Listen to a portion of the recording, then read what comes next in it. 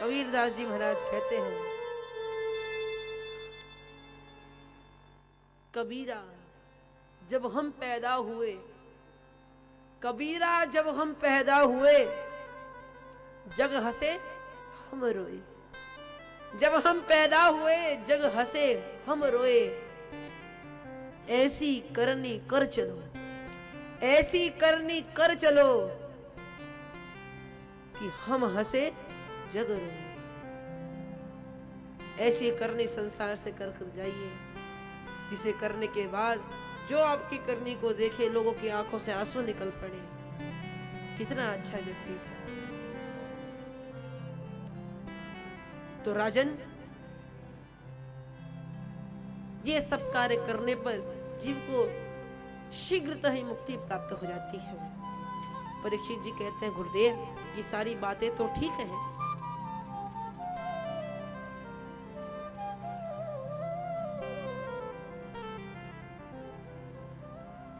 किंतु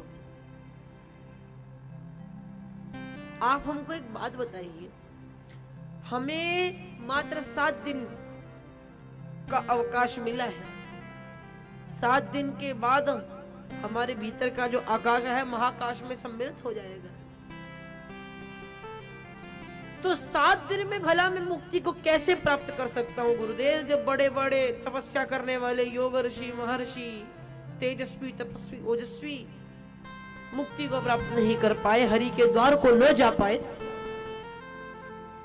तो मैं भला 7 दिन में कैसे प्राप्त कर सकता हूं गुरुदेव? तब सुखदेव जी महाराज ने यहां पर ऐसे दृढ़ता पूर्वक वचन बोले कि परीक्षित को विश्वास हो गया कि अब मुझे मुक्ति सहजता से ही प्राप्त हो जाएगी। सुखदेव जी महाराज कहते हैं कि खटवांगो नाम राजर्षिर ज्ञात्वे यत्तामिहायुषः मुहूर्तात् सर्वमुत्सृज्य गतवान अभयम हरिम। खटवांग नाम के राजर्षि ने तो एक मुहूर्त में मुक्ति प्राप्त कर ली थी, और परीक्षित आप भयभीत हो रहे हैं। एक मुहूर्त में कितनी घड़ी होती है महाराज? 2 घड़ी, और 2 घड़ी में कितने मिनट? 48 मिनट होते हैं। तो मात्र 48 मिनट में, 1 घंटा भी नहीं, 48 मिनट में ही मुक्ति को प्राप्त कर गए थे।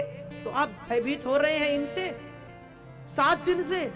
7 दिन में तो आपको चुटकी बजाते ही मुक्ति प्राप्त हो जाएगी।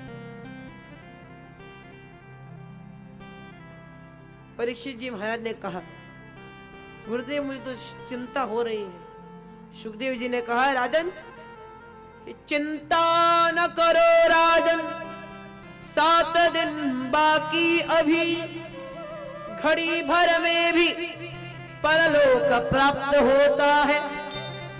खटवांग से राजा का मोक्ष 2 घड़ी में हुआ, तेरा तो शरीर अभी 7 दिन तक रहता है। मेरा यह कथन है, ऋषि सब साक्षी है, भागवत पुराण से कष्ट सब मिटता है। देखता हूं आज से 7वां दिवस तुम्हारे लिए, मोक्ष द्वार राम मार्ग कैसे नहीं खुलता है। मोक्ष द्वार राम मार्ग कैसे नहीं खुलता है।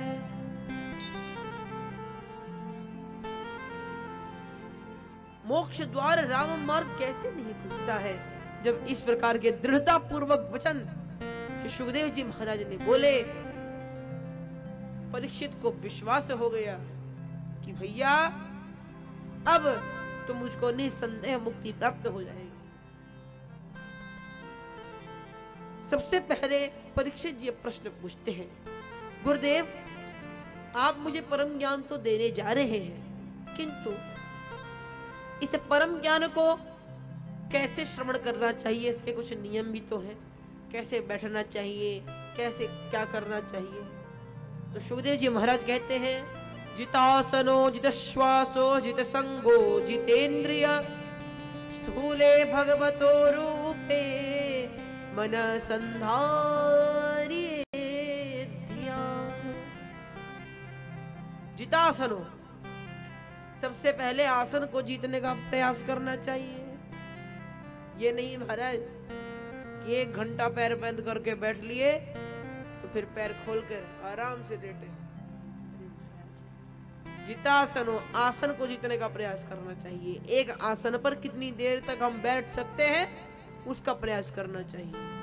जीते संगो, संग को जीतना चाहिए।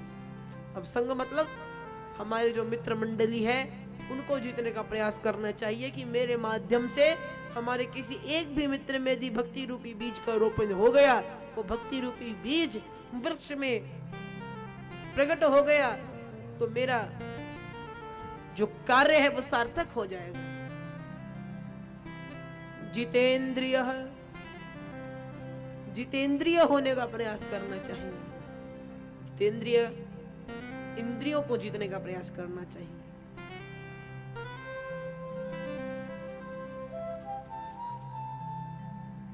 अब भैया इंद्रियों को जीतना तो बड़ा कठिन है। किसी को एकादशी का व्रत करवाओ और उसके सामने उसके मनपसंद पकवान रख दो तो भैया हरि की कृपा ही होगी कि और दूर रह जाए। व्रत गया नारायण के पास, हमारे बस का नहीं है, हमें तो अभी करना नहीं है। तो देखिए हरि की कृपा होगी तभी हम इंद्रियों को जीत सकते हैं। और भैया इंद्रियों को जीतना बड़ा कठिन है, लेकिन इंद्रिय के स्वामी मन को यदि आपने जीत लिया तो इंद्रियां भी आपके वश में हो जाएंगी। जैसे किसी देश का राजा, आप देश को नहीं जीत सकते लेकिन आपने देश के राजा को अपने कब्जे में कर लिया, अपने मुट्ठी का मोहरा बना लिया तो देश आपके अनुसार ही चलने लगे। प्रेम से बोलिए राधे राधे।